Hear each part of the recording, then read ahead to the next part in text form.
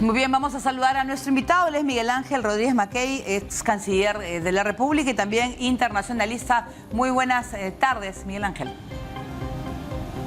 Hola, gracias por la invitación, Jorge. Bueno, vamos a hablar de este caso que Venezuela, bueno, al iniciarse esta primera ronda de alegatos, ratifica, reafirmado que mantiene un derecho irrenunciable, dice, ¿no?, sobre la región del Esequibo, en el marco, pues, de esta audiencia clave, ¿no?, para dirimir la histórica disputa territorial con Guyana. ¿Cómo ves tú los argumentos de Venezuela? A ver, sería importante, Paola, decirle a la gente que nos ve y nos escucha que el proceso judicial internacional que se lleva en la Corte Internacional de Justicia es un proceso, uno, pacífico, y es una litis donde las partes han presentado argumentos, primero por escrito, memoria contra memoria, y ahora estamos en una etapa que es una etapa de oralidad. El lunes le tocó a Guyana y hoy día a Venezuela. Y yo sigo creyendo que los argumentos de Venezuela sobre lo que ellos llaman la Guyana del Esequibo, que en verdad es Guyana solamente, no están acordes con el derecho internacional, porque solventarse en el Acuerdo de Ginebra de 1966 es pasar por alto un tracto de una decisión de un tribunal arbitral como fue el de 1899. Cuidado. O sea, un tribunal arbitral que le dio al Reino Unido en ese entonces, al final del siglo XIX, la soberanía sobre Guyana. Y que, por supuesto, cuando vino la independencia de Guyana en 1966, el Reino Unido traslada ese jus imperium, esa soberanía estatal, a Guyana.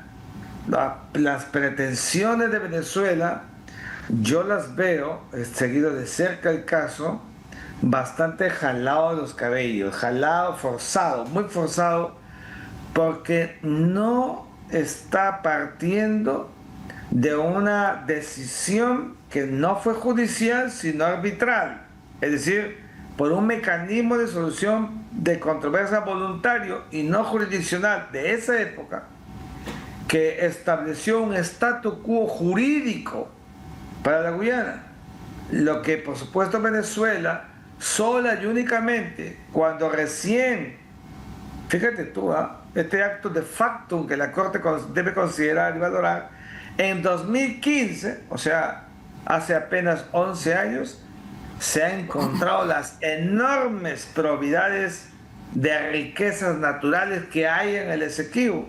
Entonces eso alertó al régimen de Nicolás Maduro para salir al frente con una pretensión que hoy estamos mirando, que la Corte tendrá que valorar en su momento, una vez terminada la etapa de los alegatos que estamos viendo estos días. Miguel Ángel, ¿cómo está? Buenas noches.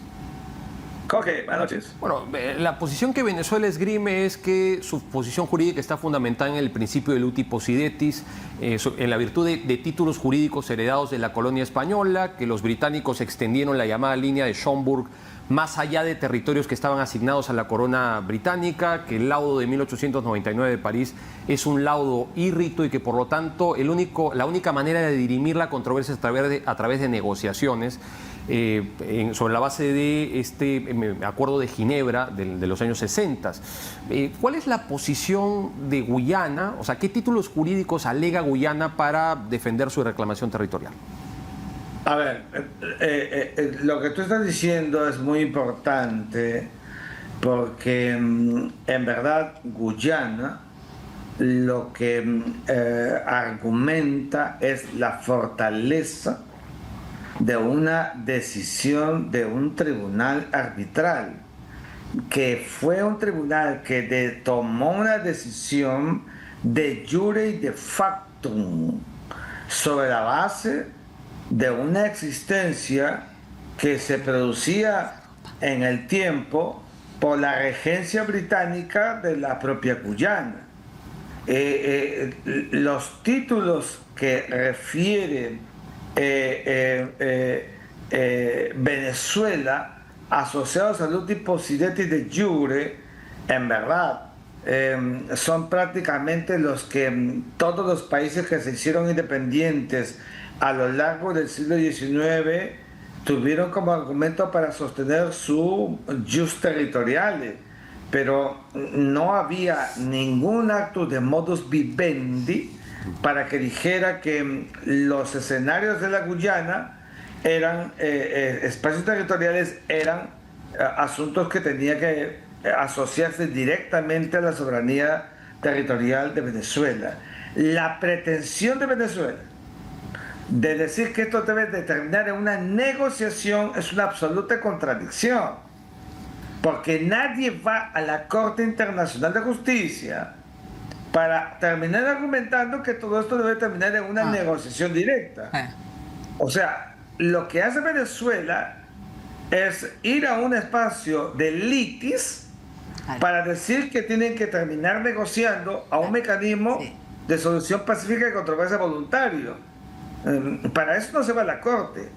Se va a la Corte para que una diferencia sustantiva de fondo que se llama oposición de planteamientos, así está en el fallo de Mavromati de 1924, que estableció el antagonismo entre posiciones, para la Corte termine siendo, ¿no es cierto?, la enorme capacidad decisional, si es o no válido y vinculante el fallo arbitral del año 1899 o el argumento de Venezuela en función del acuerdo de 1966, y no, como está diciendo Venezuela, que acabo de escuchar al canciller hace un rato, sobre la base de que todo esto, que es una litis, al final tendrá que terminar viéndose en un marco de naturaleza negociadora, que no corresponde en verdad a una lógica cuando se presenta una litis ante un espacio supranacional, el más importante del planeta, que es la Corte Internacional de Justicia. Claro, Miguel Ángel Sari, yo leyendo acá en Fran Press, por ejemplo, France 24, hablaba de que el representante de Venezuela, Samuel Moncada, dijo pues que debe resolverse mediante negociaciones bilaterales y no a través de un fallo judicial, que creo que eso es lo que has estado explicando. Entonces, al final que se ha perdido tiempo, porque eso se ha podido, entonces se hubieran reunido antes de empezar esto, bueno, ¿no?, en la Corte. Qué bueno que una periodista como tú, tan aguda, se dé cuenta de lo que está haciendo Venezuela. No tiene pie ni cabeza. Repito, para la gente que nos ve y nos escucha, nadie va a un mecanismo jurisdiccional. Perú y Chile fueron a la Corte también, para que haya una decisión que termine yendo a otro mecanismo, que no sea jurisdiccional sino voluntario, a una negociación. O sea, esto era lo que Venezuela estaba haciendo durante los últimos tiempos. Acuérdate conmigo que Venezuela estaba desconociendo siempre la naturaleza jurisdiccional y competencial de la Corte Internacional de Justicia. Entonces, finalmente ha sido jalado las orejas y ha tenido que ir a la Corte, porque son mecanismos a los que se tienen que deber los países que aceptan arreglar litis. No se puede arreglar una litis que desencadene luego una negociación, que era lo que inicialmente estaba pretendiendo Venezuela. Yo veo eso, en verdad, poca seriedad en la pretensión venezolana. Miguel Ángel, esto es lo que yo le comentaba en la primera pregunta, es la postura histórica y jurídica de Venezuela, pero de manera muy interesante ellos están basando en cuestionar la competencia de la Corte. Ellos plantearon una cuestión preliminar que fue denegada por la Corte en el año 2023. Entonces yo no entiendo por qué el canciller de Venezuela comparece ante la Corte Internacional de Justicia a tratar de objetar algo que ya ha sido denegado por la propia Corte. O sea, la Corte ya dijo, tengo competencia para conocer el caso.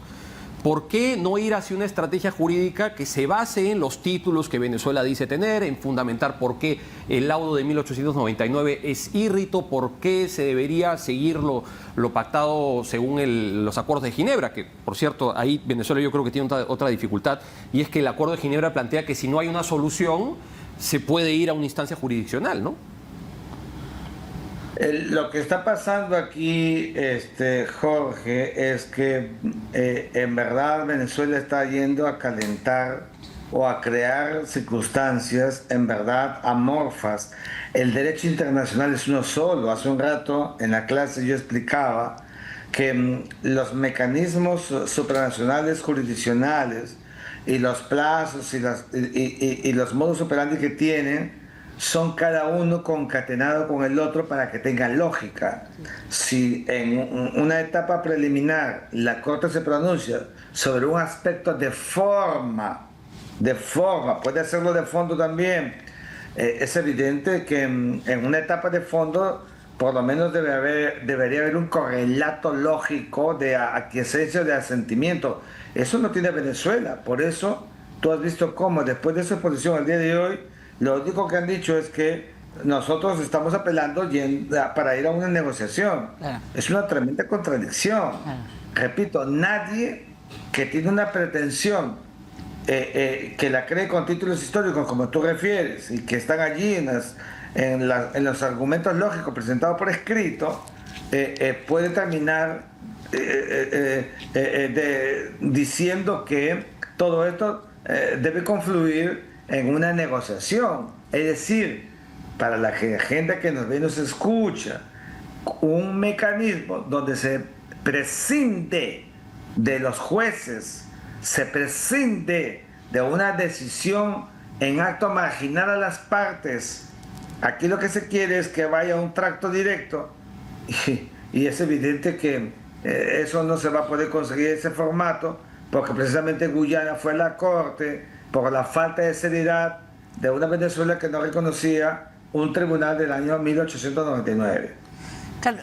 Miguel Ángel, como tu experiencia, bueno, y que conoces tanto de derecho internacional, ¿cómo ves cómo podría acabar este caso? Porque va a haber una segunda ronda de alegatos que va a ser el viernes 8 y termina el lunes 11, que será el turno de Venezuela. ¿Cómo podría acabar este caso? A ver, primero que allí no va a acabar el caso, ¿no? Son etapas de exposiciones donde los jueces de la Corte van a seguir escuchando las partes. Al final de ello tomarán una decisión que será 6 meses más tarde o un año más tarde. Pero lo que sí es importante es que la Corte va a terminar escuchando los argumentos de las partes, y yo creo que la Corte, mira, las Cortes están llamadas a crear soluciones sabias, pero jurídicamente, no para contentar a las partes como alguna vez escuché. No, las Cortes se pegan al derecho internacional, y pegarse al derecho internacional es no sacarle la vuelta a la naturaleza jurídica de las instituciones, de las figuras que se van consumando en el tiempo. Una Corte no es más que un tribunal arbitral, y contrario sensu, tampoco un tribunal es más que una Corte. Pero la Corte zanja lo que voluntariamente no se ha podido hacer. Y yo creo que la Corte se va a pegar de manera irresoluta a todo este modus operandi que se produjo a partir de un fallo arbitral que, hay que decirlo históricamente, en 1899, por lo menos yo no he encontrado un documento que en la época haya hecho oposición o rebeldía a un fallo arbitral por parte de Venezuela. No hay ningún registro de ello. Todo esto ha venido recién. ¿Cuándo? Cuando se han dado cuenta pues que en el Esequibo hay oro, hay diamantes y hay mucho petróleo. Entonces eso ha alertado estos afanes de conspiración al derecho internacional por parte del régimen madurista. Hay que decir las cosas por su nombre. Muy bien, muchísimas gracias pues a Miguel Ángel Rodríguez Mackey, ex canciller peruano y también internacionalista, que ha estado con nosotros. Muchas gracias. Muchas gracias.